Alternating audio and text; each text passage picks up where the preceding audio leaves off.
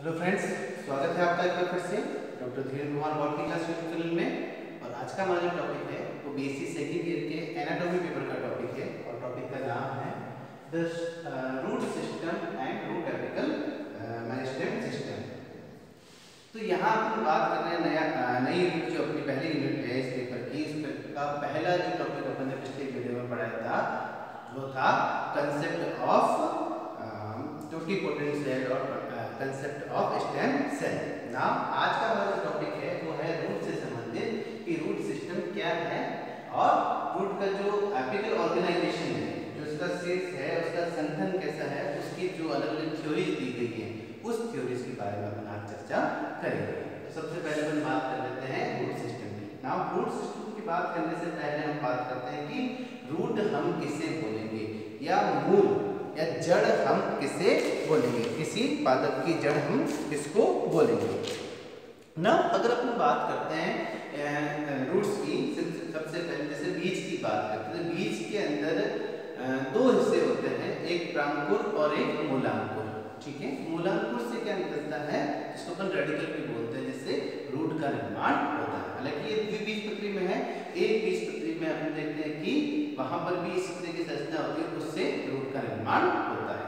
तो जो रेडिकल है उस रेडिकल से जो रूट निकल रही है हम उसको क्या बोलेंगे, रेडिकल जो आगे बढ़कर जमीन के अंदर जाती है उसको हम क्या बोलेंगे, रूट बोलेंगे। अब उसके कुछ कैरेक्टरिस्टिक्स है, कुछ लक्षण है। जैसे सबसे पहले ये पॉजिटिव जियोट्रॉफिक, यानी कि प्लांट का वो पार्ट जो पॉजिटिव जियोट्रॉफिक हो, धनात्मक गुरुत्वानुवर्ती यानी गुरुत्व की तरफ या जमीन की तरफ आए, या नेगेटिव फोटोट्रॉपिक यानी कि जो प्रकाश से दूर जाए, अंधकार की तरफ जाए, प्रकाश से दूर जाए, अंधकार की तरफ जाए।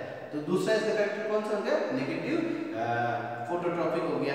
देन तीसरी बात करें कि जिसके ऊपर कलिकाएं या पार्शली कलिकाएं नहीं मिलती, बर्ड्स नहीं होती। नॉर्मली बर्ड्स कहाँ पर होती है, स्टेम के ऊपर। ठीक है, लेकिन अपन देख रहे हैं कि रूट्स के अंदर बर्ड्स नहीं होती। तीसरा कैरेक्टर हो गया। चौथा, नॉर्मली अपन देखते हैं कि रूट्स के अंदर क्लोरोफिल नहीं पाया जाता। हालांकि कुछ प्लांट्स के अंदर रूट्स एरियल होती है, हवा के अंदर होती है, तो ऐसे प्लांट्स के अंदर रूट के अंदर भी क्लोरोफिल मिलता है, लेकिन वो अपवाद स्वरूप एक्सेप्शनल है। सामान्य लक्षण की बात करें तो सामान्यतः अपन देखते हैं कि रूट में क्लोरोफिल नहीं मिलता है।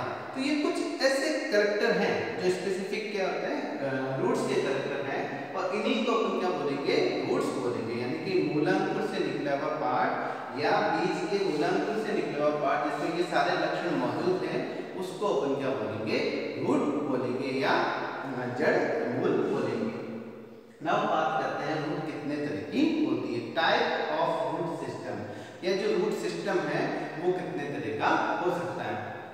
मेनली अपन देखते हैं कि रूट सिस्टम दो तरह का होता है, एक टैप रूट सिस्टम और एक adventitious root system. Tap root यानी कि जिसको अपन हिंदी में बोलते हैं मूसला मूल। अब यहाँ अपन इसका भी शाब्दिक अर्थ देखते हैं, मूसला मूल। मूसल वर्ड से बना है, मूसल होता है, जैसे तुमने देखा होगा जो पुराने जमाने के अखाड़ों के अंदर पहलवान जो हाथ में मुद्दर लेते हैं, देखा होगा एक्सरसाइज करते हुए, उनको उसको अपन मूसल बोलते हैं या मुद्गर बोलते हैं। ऐसे कैसे ओखली के अंदर एक बड़ा जो पुरानी लकड़ी की ओख भी होती थी, उसमें एक बड़ा लकड़ी का डंडा होता था, उसको अपन क्या बोलते हैं, मूसल, जो नीचे से थोड़ा चौड़ा और ऊपर जाते जाते पतला होता रहता है। तो यहाँ पर भी अपन देखते हैं कि इसको मूसला मूल क्यों बोल रहे हैं, क्योंकि एक ऐसी मूल या रेडिकल से प्रथम निकलने के बाद में ये जो रूट होती है ये लगातार ग्रोथ करती रहती है, रेसिमोसली या असीमांत जिसको अपन बोलते हैं, लगातार ग्रोथ करती रहती है, जिसकी वजह से इसका जो बेस या आधार है, जहाँ से ये शुरू हो रही है वहां से तो ये मोटा होता है, और जैसे जैसे ये भूमि के अंदर जाता है वहां से पतला होता है। तो ये जिसे मूसल है, मूसल के आकार का दिखाई देता है, इसी कारण इसको अपन क्या बोलते हैं, मूसला मूल तंत्र या टैप रूट सिस्टम बोलते हैं। अब इसमें अपन देखते हैं कि जो सबसे पहला पार्ट है, यानी जो सबसे पहला पार्ट निकलता है, जो मुख्य जड़ कहलाती है, इसकी मेन रूट कहलाती है। इस मेन रूट से पार्श्वीय रूट का निर्माण होता है, जिसको अपन प्राइमरी रूट्स या प्राथमिक रूट्स बोलते हैं। इन प्राथमिक रूट से फिर पार्श्वीय रूट्स का निर्माण होता है, जिनको अपन सेकेंडरी रूट्स बोलते हैं, जो भूमि में हॉरिजॉन्टल इस तरह से भूमि में क्षैतिज रूप से बढ़ती रहती है और उसके अवशोषण का एरिया बढ़ाती है। इन सेकेंडरी रूट से फिर पार्ट्सली रूट्स निकलती हैं जो कि टर्शियरी रूट्स या तृतीयक रूट्स कहलाती है। और उसके बाद में जो छोटे छोटे रूट्स के धागे जैसी संरचनाएं निकलती हैं उनको अपन क्या बोलते हैं, रूटलेट्स। जो लास्ट में सबसे बाद में निकलती है क्या बोलते हैं, रूटलेट निकलती है। और जितने भी ये रूट्स चाहे अपन प्राइमरी बोले, सेकेंडरी बोले, टर्शियरी बोले, चाहे रूटलेट्स बोले, इन सभी के टिप के ऊपर या सभी के अपेक्स के ऊपर कुछ मिलीमीटर का या कुछ सेंटीमीटर का जो होता है वो एरिया जिससे ये एब्जॉर्प्शन का कार्य करते हैं, अवशोषण का कार्य करते हैं। अब यहाँ पर हम देखते हैं कि जो टैप रूट सिस्टम है, ये टैप रूट सिस्टम भी लॉन्जिविटी के आधार पर, यानी कि जो प्लांट जैसे एक वर्षीय प्लांट है, द्विवर्षीय प्लांट है, बहुवर्षीय प्लांट, उसमें तो हम देखते हैं कि जो एक वर्षीय प्लांट है उसमें है तो कैसा टैप रूट सिस्टम, लेकिन वो बहुत अधिक गहराई तक नहीं जाता है, अत्यधिक गहराई तक नहीं जाता है, यानी कि वो यहाँ ससीमांसी हो जाता है, असीमांत नहीं रहेगा, कुछ फुट 1 या 2 फुट तक जाकर उसके बाद में उस जड़ की ग्रोथ रुक जाती है।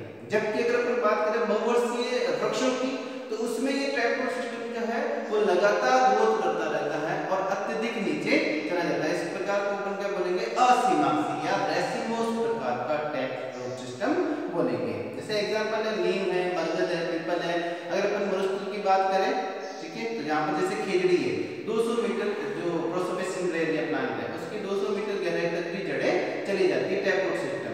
जबकि एक वर्षीय प्लांट की बात करें, चाहे जो भी अपन देखते हैं गाजर है, मूली है, इन सब में अपन देखते हैं कि जो टैप रूट है वो 1 या 2 फुट की होती है, उसके बाद में उसकी ग्रोथ रुक जाती है, लेकिन इससे भी पार्ट्स की रूट्स निकलती रहती है।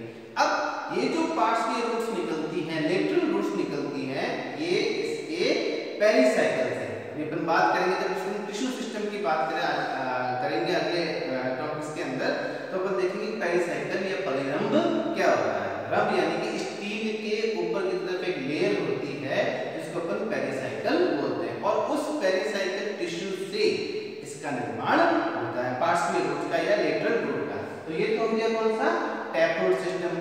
समझ में आया टैप रूट सिस्टम मतलब, जिसमें एक मुख्य मूल होती है जो लगातार ग्रोथ करती है, उसके बाद में उससे लेटरल रूट्स निकलती है, और ये लेटरल रूट से फिर लेटरल रूट्स और उनसे फिर लेटरल रूट्स, जिसको अपन प्राइमरी, सेकेंडरी, टर्शियरी और अल्टीमेटली क्या बोलते हैं अपन, रूटलेट्स बोलते हैं।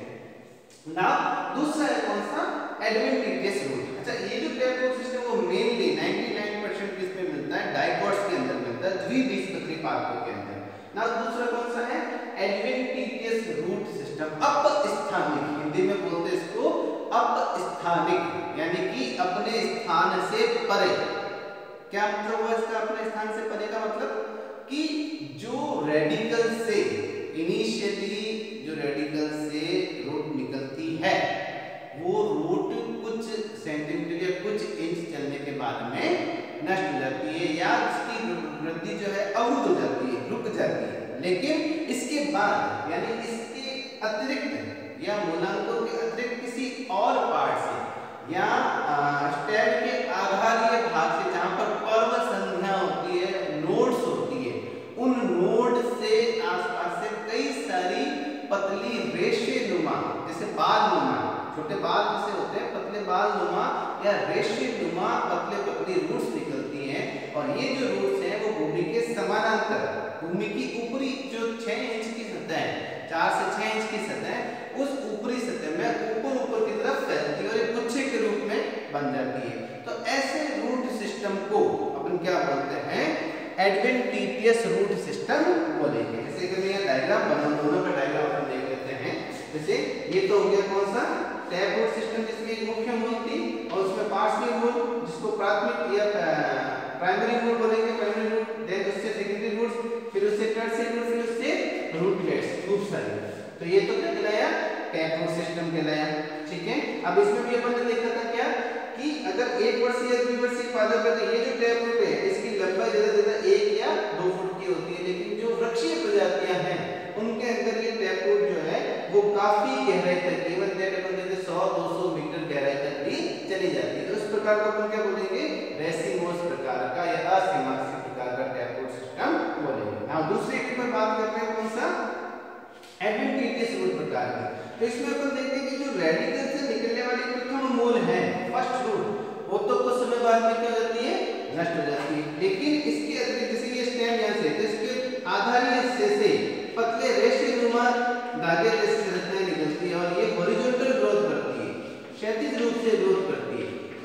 प्रकार के रूट सिस्टम को अपन क्या बोलेंगे, एडवेंटिशियस या अपस्थानिक रूट सिस्टम बोलेंगे, ठीक है। और ये जो है नॉर्मली किसके अंदर मिलता है, अपन सामान्यतः देखते हैं कि इस प्रकार का रूट सिस्टम जो है वो एक बीजपत्री पातों में मोनोकोट्स के अंदर, जैसे घास फूल है, मैग्नीपोएसी या घास फूल जो है उसके अंदर अपन को इस प्रकार के रूट सिस्टम दिखाई देता है, ठीक है। तो ये तो हो गया कौन सा टाइप ऑफ रूट सिस्टम। पहले तो हो गया रूट के कैरेक्टरिस्टिक क्या है, दूसरा हो गया रूट का टाइप सिस्टम कितने प्रकार का है। देन नेक्स्ट देखते हैं अपन कि इस रूट के क्षेत्र कौन कौन से हैं, ये रूट को अपन कितने भागों में बांट सकते हैं, हिस्टोलॉजी के आधार पर, उत्तक संकरण के आधार पर या इंटरनल स्ट्रक्चर के आधार पर। तो इसको अपन बोलेंगे रीजंस ऑफ रूट या रूट के क्षेत्र। अब इसमें देखते हैं कि जो रूट का सबसे अग्र सिरा, सबसे आगे वाला कुछ सेंटीमीटर का सिरा जो है वहां पर ही इसके एब्जॉर्प्शन या खनिज लवणों का अवशोषण करने की क्षमता होती है और वहीं से ये रूट लगातार बढ़ती है। तो उसी के आधार पर अपन देखते हैं कि सामान्यतः अपन देखते हैं रूट के सबसे ऊपर की तरफ यानी अपेक्स के ऊपर एक कैप जैसी संरचना, एक प्रोटेक्टिव लेयर होती है, कैप जैसी संरचना होती है जिसको अपन क्या बोलते हैं, रूट कैप बोलते हैं। अब इसका काम क्या है, इस रूट कैप के जस्ट पीछे मेरिस्टेमेटिक यानी विभज्य उत्तकी कोशिकाएं होती है जो रूट्स को लंबाई में बढ़ाने का काम करती है, जो रूट्स की ग्रोथ करने का काम करती है। तो उस क्षेत्र की सुरक्षा करना इस रूट कैप का मेन मकसद क्या है, जो मेरिस्टेमेटिक जोन है इसके पीछे उसको बचाए हुए रखना। क्यों? क्योंकि इसमें एक तो ये प्रोटेक्टिव लेयर वही है, साथ साथ में इसमें से म्यूकस भी सीक्रेट होता है, श्लेष्मा भी सीक्रेट होता है। तो जब रूट्स भूमि के अंदर ग्रोथ करती है, अंदर वृद्धि करती है, तो घर्षण उत्पन्न होता है भूमि के कणों से, रेत के कणों से। तो ऐसी स्थिति में इसके नष्ट होने की संभावना रह सकती है। इसी कारण इसको प्रोटेक्ट करने के लिए ऊपर की तरफ एक कुछ लेयर की कोशिकाएं होती है अलग से, जिसको अपन क्या बोलते हैं, रूट कैप बोलते हैं। अब रूट कैप जलीय पौधों में अपन देखते हैं कि इसका फॉर्म बदल जाता है, हाइड्रोफाइट लेवल पे फॉर्म बदल जाता है। वहां अपन देखते हैं कि जो रूट कैप है वो पॉकेट्स के रूप में होती है, एयर पॉकेट्स के रूप, उसको अपन रूट पॉकेट बोलते हैं। वहां पर रूट कैप नहीं बोलते, उनको क्या बोलते हैं, रूट पॉकेट। जैसे पिस्टिया है, वेरिस्टेरिया है, आइकोर्निया है, क्योंकि जलीय पादप है, इसमें अपन देखते हैं रूट पॉकेट्स मिलते हैं, लेकिन वहां पर भी वही काम है प्रोटेक्टिव लेयर का। देन दूसरा जो क्षेत्र है ये केवल 1 या 2 मिलीमीटर का क्षेत्र होता है, इसके पीछे का 1 या 2 मिलीमीटर का जो क्षेत्र है उस क्षेत्र को हम बोलते हैं मेरिस्टेमेटिक जोन, या जिसके ऐसा क्षेत्र जहां पर विभज्य उत्तकी कोशिकाएं मौजूद होती है और इनका कार्य क्या है, लगातार कोशिकाओं का निर्माण करते रहना, सेल डिवीजन करते रहना, जिससे रूट की ग्रोथ होती रहे, रूट की वृद्धि होती रहे। तो इस क्षेत्र को क्या बोलते हैं, मेरिस्टेमेटिक क्षेत्र बोलते हैं। और इसकी कोशिकाएं जो होती है कॉम्पैक्ट होती है, जिनमें डीएनए की मात्रा भी ज्यादा होती है और वो लगातार क्या करती रहती है, विभाजन करती रहती है। देन इसके पीछे का जो क्षेत्र है इसको अपन बोलते हैं रूट ऑफ एलोंगेशन क्षेत्र या दीर्घीकरण क्षेत्र। अब लगातार यहाँ पर क्या बनती जा रही है, कोशिकाएं बनती जा रही है, ठीक है। और जो इसके नई कोशिकाएं इसके अपेक्स पर बन रही है और पुरानी कोशिकाएं पीछे की तरफ खिसकती जा रही है। तो जैसे जैसे पीछे की तरफ क्षेत्र बढ़ता है तो वह कोशिकाएं जो है वो आकार में बड़ी होने लगती है। अभी अपन ने बताया कि मेरिस्टेमेटिक कोशिकाएं कैसे होती है, आकार में छोटी, कॉम्पैक्ट यानी सहज प्रकार की, और इसमें डीएनए या भोज्य पदार्थों की मात्रा ज्यादा होती है।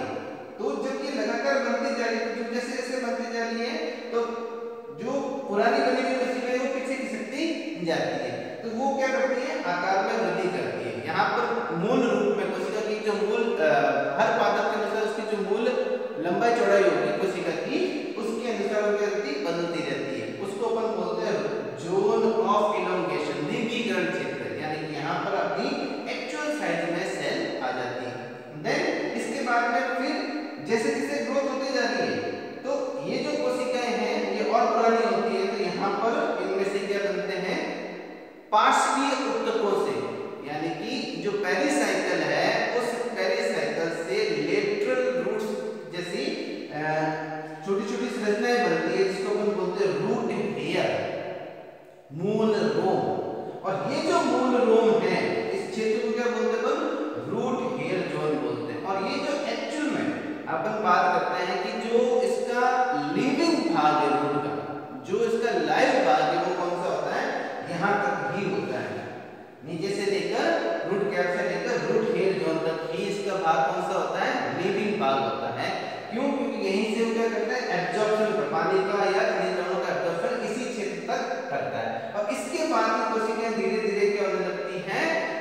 मैच्योर होने लगती है, मृत होने लगती है, जिसको अपन क्या बोलते हैं, जोन ऑफ मैच्योरेशन, यानी कि परिपक्वन क्षेत्र। यानी कि रूट हेयर के बाद में जो कोशिकाएं होती है या जो कोशिकाएं पीछे खिसकती जाती हैं, यहाँ पर आते आते वो कोशिकाएं क्या करती है, मृत हो जाती है, रूट हेयर के अंदर मृत हो जाते हैं। यानी कि फिर जैसे जैसे आगे बढ़ेगा ये नया क्षेत्र बनता जाता है। इसी कारण अपन देखते हैं कि यदि किसी पौधे को अपन खींचकर बाहर निकाल देते हैं, जमीन में खींचकर बाहर निकालते हैं, उसको वापस लगाते हैं, तो उसके उगने की संभावना बहुत कम रहती है। कारण क्या है कि जब अपन खींचकर निकालते हैं तो उसके आगे का कुछ सेंटीमीटर का हिस्सा जिसमें उसका एब्जॉर्प्शन वाला क्षेत्र भी है, रूट हेयर वाला क्षेत्र है, वो टूट जाते हैं। और जब ये टूट जाते हैं तो पीछे का क्षेत्र केवल मृत है, डेड टिश्यू से बना, डेड जाइलम से बना हुआ, जिसकी वजह से वो एक्टिवली पानी को एब्जॉर्ब नहीं कर पाती है, खनिज लवणों का एब्जॉर्प्शन नहीं कर पाता, इस कारण वो प्लांट मर जाता है। इसीलिए इसका जो सबसे लाइव हिस्सा है वो केवल रूट हेयर जोन तक का ही हिस्सा होता है। ठीक है, तो ये तो हो गया कौन सा इसका रीजंस ऑफ रूट, यानी कि इसके अलग अलग भाग कौन से। इसी को अपन यहाँ देख सकते हैं, इसके लॉन्गिट्यूडिनल सेक्शन के अंदर देख सकते हैं। यहाँ पर ने फिजिकली बाहर से देखा, यहाँ लॉन्गिट्यूडिनल सेक्शन में देख सकते हैं कि सबसे आगे का हिस्सा कौन सा है, रूट कैप है। इसके अंदर अपन देखते हैं कौन सा है, मेरिस्टेमेटिक जोन। जब हम इसको स्टेन करते हैं, इसका सेक्शन करके स्टेन करते हैं, तो यहाँ देखते हैं मेरिस्टेमेटिक कोशिकाएं डार्क स्टेन लेती है, क्योंकि वो कॉम्पैक्ट होती है, सहज होती है, उसके अंदर रिक्तिकाएं नहीं होती है। तो ऐसे क्षेत्र में जो मेरिस्टेमेटिक जोन होता है वो अपन को डार्क कलर का दिखाई देता है। इसके पीछे जोन ऑफ इलोंगेशन, यानी यहाँ तक आ जाती है कोशिकाएं अपने पूर्ण आकार में आती है, और इसके बाद में इससे क्या बनता है, पेरिसाइकिल से रूट हेयर का निर्माण होता है। और इसके बाद की कोशिकाएं धीरे धीरे क्या होने लगती है, मृत होने लगती है, जिसको अपन बोलते हैं जोन ऑफ मैच्योरेशन। ये केवल अब क्या काम करती है, उसकी फिजिकल स्ट्रेंथ, जड़ को मजबूती देने का काम करती है यहाँ की कोशिकाएं, लेकिन एब्जॉर्प्शन में भाग नहीं लेती है। एब्जॉर्प्शन में भाग कौन सी लेती है, बस आगे का रूट हेयर तक का जोन जो है वो एब्जॉर्प्शन में और लगातार वृद्धि में काम में आता है। तो ये तो हुआ कौन सा इसका रूट हेयर जोन। नाउ बात करते हैं अलग अलग थ्योरीज की। जो एपिकल मेरिस्टेम है उसकी अलग अलग थ्योरीज दी गई थी। कौन कौन सी थ्योरीज दी गई है, सबसे पहले हम बात करते हैं apical cell theory. Apical cell theory को सबसे पहले जिसने दिया था वो थे साइंटिस्ट कौन से, नेगली। नेगली ने सबसे पहले 1858 के अंदर ये एपिकल सेल थ्योरी दी। और इस थ्योरी के अनुसार उनका मानना है कि पादपों की जड़ों के अंदर जो इसका अग्र सिरा है, मेरिस्टेमेटिक जोन जो है जिसका भी अपन ने बात की थी, उस अग्र सिरे पर एक चतुष्फलकीय सिंगल कोशिका, एकल कोशिका है, चतुष्फलकीय टेट्राहेड्रल, जिसका चौथा फलक पीछे की तरफ है। ठीक है, तो चतुष्फलकीय या टेट्राहेड्रल सेल एक सिंगल सेल होती है। इस सिंगल सेल को उन्होंने क्या बोला, एपिकल सेल। और इस एपिकल सेल के तीन फेस, एक ये और एक ये। इसमें से देखते हैं कि जो आधारी जो सीधे की तरफ होता है, यहाँ डायग्राम देख सकते हैं इसका बनाया हुआ है, तो जो इसका बेसल फेस है, आधारी फेस जो शीर्ष की तरफ है, ये एपेक्स की तरफ है, उससे तो किसका निर्माण होता है, इसके जो ग्रोइंग रीजन है, इसका जो सबसे आगे का रीजन है उसका निर्माण होता है, और लगातार कोशिकाएं विभाजित होती है। और जो लेटरल फेसेस है, उन लेटरल फेसेस से एपिडर्मिस और सेंट्रल टिश्यू सिस्टम का निर्माण, वेस्कुलर टिश्यू सिस्टम का निर्माण होता है। अब ये थ्योरी कुछ बातों में तो लागू होती है, जैसे हम देखते हैं ट्राइडोफाइट जो भी है, ट्राइडोफाइट में तो इस तरह का ऑर्गेनाइजेशन दिखाई देता है। जैसे फर्न्स है, फर्न की जड़ों को जब सेक्शन काटते हैं उनको वहां पर एपिकल सेल दिखाई देती है, एक सिंगल सेल है। लेकिन ये थ्योरी जो है वो हम उच्च पादपों के अंदर यानी ट्राइडोफाइट या कुछ डिम्बस में भी मिलती है, लेकिन इससे ऊपर के पादपों में हमको स्पष्ट रूप से सिंगल सेल दिखाई नहीं देती। इसका मतलब ये थ्योरी लोअर प्लांटों पर तो लागू होती है, लेकिन हायर प्लांट्स के ऊपर एपिकल सेल थ्योरी लागू नहीं होती है। देन दूसरा है कौन सा, हिस्टोजन थ्योरी। हिस्टोजन जो थ्योरी है उसको हेस्टिंग नामक साइंटिस्ट ने 1868 के अंदर दिया। और इनका मानना है कि ये जो ग्रोविंग रीजन है, ऊपर का जो ग्रोविंग रीजन है जड़ों का, ये तीन भागों में बटा हुआ, तीन लेयर्स में बटा हुआ है। और इन तीन लेयर्स को उन्होंने अलग अलग नाम दिया। कौन कौन सा नाम दिया उन्होंने इन लेयर्स को डर्मेटोजन, पेरिफ्लेम और प्लीलोम, यहाँ पर देख सकते हैं डर्मेटोजन, पेरिफ्लेम और प्लीलोम। अब इनमें विभेद कैसे किया उन्होंने, जो सबसे स्केल में की तरफ की कोशिकाओं की कुछ लेयर है उनको उन्होंने माना क्या प्लीलोम, और इससे वेस्कुलर सिस्टम का निर्माण होता है। इसमें से पेरिफेरल परिधि की तरफ जो कुछ लेयर्स हैं उनको उन्होंने क्या माना पेरिफ्लेम माना, जिससे कॉर्टेक्स और ग्राउंड टिश्यू सिस्टम का निर्माण होता है, बलकुट और भरण ऊतक का, हिंदी में बोलते हैं बलकुट और भरण ऊतक। और सबसे बाहर की तरफ की जो लेयर है एक लेयर, उसको उन्होंने क्या माना डर्मेटोजन माना, और इससे किसका रूट के एपिडर्मिस का या बाह्य त्वचा का निर्माण होता है। इसी तरह की एक और थ्योरी दी गई, इनसे हेंटिंग ने ऐसा दिया, ऐसे कैसे हेबर्टलैंड ने भी दिया। हेबर्टलैंड ने भी माना कि 3 तरह की लेयर्स होती हैं और उनका केवल नाम अलग अलग रखा, जैसे यहाँ इन्होंने नाम रखा प्लीलोम, पेरिफ्लेम और डर्मेटोजन, ऐसे कैसे उन्होंने क्या नाम दिया उनको एपिडर्मिस, ग्राउंड मेरिस्टेम और प्रोकैम्बियम, जिसमें एपिडर्मिस से तो बाहर के फिल्म का निर्माण, ग्राउंड मेरिस्टेम से किसका निर्माण हो रहा है अंदर के बलकुट का निर्माण हो रहा है, और साथ में जो प्रोकैम्बियम है उस प्रोकैम्बियम से वेस्कुलर टिश्यू सिस्टम का निर्माण होता है। इनके अलावा उन्होंने देखा कि एक और क्षेत्र मिलता है अपेक्स की तरफ, जिसको कैलिट्रोजन नाम दिया गया, और इस कैलिट्रोजन से किसका निर्माण होता है रूट कैप का निर्माण होता है। तो दोनों ही साइंटिस्ट ने अलग अलग टाइम में दिया, लेकिन नाम बदल के, जहाँ हेस्टिंग ने नाम दिया था उसे पेरिफ्लेम, प्लीलोम, पेरिफ्लेम, डर्मेटोजन और कैलिट्रोजन, वहीं हेबर्टलैंड ने नाम दिया उनको कौन सा एपिडर्मिस, प्रोटोएडर्मिस, इस तरह से प्रोकैम्बियम और ग्राउंड मेरिस्टेम, 3 नाम उन्होंने दिए। देन नेक्स्ट अपन देखते हैं कि ये थ्योरी भी सभी में लागू नहीं होती, क्योंकि सभी प्लांट में स्पष्ट रूप से अपन को ये 3 लेयर दिखाई नहीं देती। देन नेक्स्ट आता है कॉर्पर कैपे थ्योरी, जो अब तक की सबसे मान्य थ्योरी को माना जाता है कॉर्पर कैपे थ्योरी, और इसको दिया था सबसे पहले श्यूप नामक साइंटिस्ट ने दिया इस थ्योरी को, और उनका ये मानना है जो उनका बेसिस है, इस थ्योरी का जो बेसिस है वो बेसिस क्या है, कोशिकाओं के विभाजन के तल के आधार पर 2 तरीके की कोशिकाएं उनको दिखाई दी रूट अपेक्स के अंदर, यानी कि जो प्लेन ऑफ डिवीजन है उस प्लेन ऑफ डिवीजन के आधार पर उन्होंने देखा कि कुछ इनिशियली तो सभी कोशिकाओं में, यानी एपिकल पोजीशन की सभी कोशिकाओं में कैसा होता है ट्रांसफर सेक्शन होता है, अनुप्रस्थ विभाजन होता है, लेकिन लेटर ऑन इसमें अपन देखते हैं कि 2 तरह की पोजीशन दिखाई देती है। जो सेंटर की तरफ की कोशिकाएं थी उन कोशिकाओं के अंदर जो डॉटर सेल है उसके अंदर लंबवत रूप से विभाजन होता है, डॉटर सेल के अंदर लॉन्गिट्यूडनल विभाजन हो रहा है, और ये लॉन्गिट्यूडनल विभाजन के अंदर देख रहे हैं कि जो स्थिति बनती है टी या वाई की जैसी स्थिति अपन को दिखाई देती है, टी या अंग्रेजी के वाई के आकार की। फर्क क्या है कि इसका जो टी का सिरा है वो उल्टे टी के अकॉर्डिंग, तो इस क्षेत्र को उन्होंने बोला क्या कॉर्पर, क्या नाम दिया इनको कॉर्पर। कौन सी कॉर्पर कौन सी है पेरिफेरल रीजन वाली, परिधीय रीजन की वाली, ठीक है। इसी तरह से कैपे जो है जिसको हम कैपे माना, सेंटर की तरफ वाली कोशिकाएं, वो कोशिकाएं क्या करती हैं इसी तरह से विभाजित करती है, यानी पहला अनुप्रस्थ और दूसरा कौन सा है लॉन्गिट्यूडनल सेक्शन या अनुदैर्ध्य सेक्शन, लेकिन अब ये बिल्कुल सीधे यानी कि जो डॉटर सेल की स्पेसिंग है वो अपेक्स की तरफ, जबकि यहाँ पे डॉटर सेल की फेसिंग कौन सी थी बेस की तरफ, ऊपर की तरफ बेस, ठीक है। तो इनको तो उल्टे टी जैसे या उल्टे वाई के जैसे दिखाई देती है, और ये कैसी है सीधे टी या सीधे वाई के जैसी दिखाई देती है एक साथ देखने पर। तो जो उल्टे टी जैसी कोशिकाएं दिखाई देती है उनको तो कॉर्पर बोला, और जो सीधे टी है उनको क्या बोला कैपे बोला।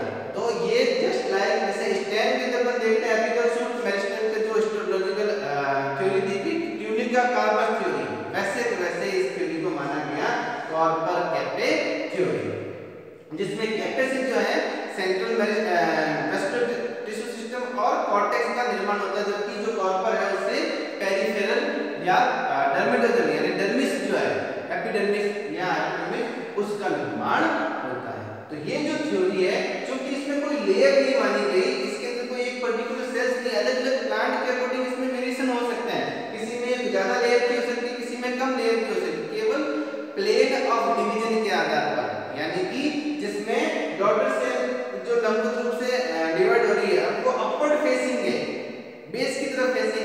तो उनको उन्होंने क्या माना, उल्टे टी के आकार वाली कॉर्पसेल्स, और जिसमें सीधे टी जैसी दिखाई देती है उनको कैप्टे, उनको क्या माना, कैप्टे माना।